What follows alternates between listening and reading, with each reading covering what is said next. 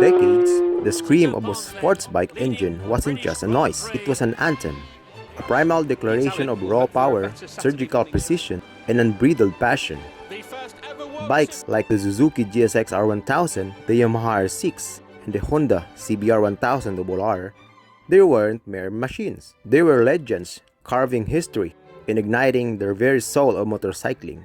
But then, silence came. As our planet grappled with its environmental footprint, the regulations tightened.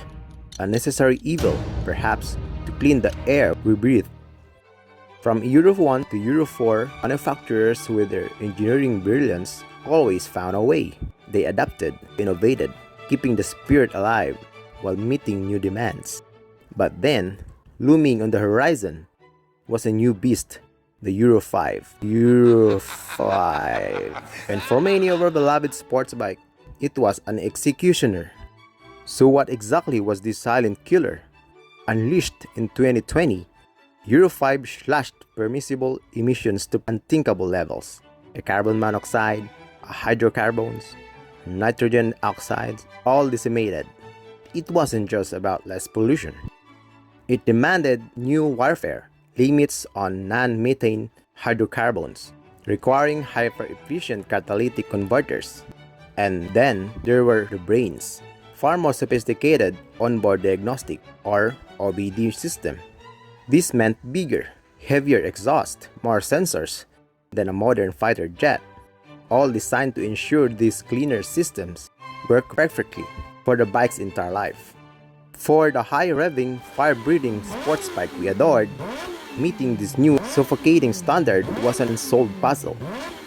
To filter every last pollutant, catalytic converters became gargantuan. They ballooned in size, adding significant dead weights, utterly destroying the lean, aggressive lines that defined these machines. To comply, engineers had to strangle engines. Retuning led to frustrating loss in peak power, or even worse, a lifeless, neutered power delivery.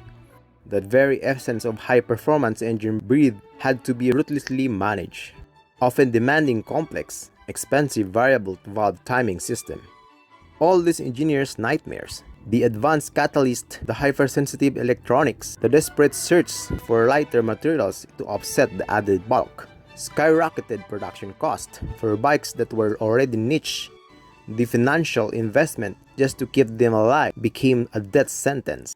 The result? A painful, heartbreaking exodus of true legendary machines. The Yamaha R6, a titan of super sports racing, a beloved street weapon, was effectively eradicated from European roads. Relegated to a truck-only phantom, Suzuki's mighty GSX R1000, a powerhouse of decades, simply vanished from many markets. Even iconic V4 engines, famed to their unique, thunderous character, struggled to adapt, with some models simply fading into history.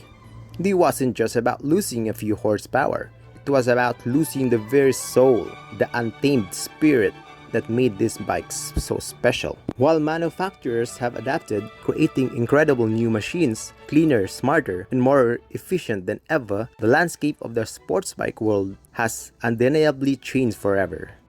Euro 5 and its subsequent evolution, while vital for our planet, undeniably took a brutal toll on the raw essence of our most cherished legend. They might be compliant, but for many, the wild roaring spirit of those untamed machines has been, in part, silenced by the quest for greener pasture.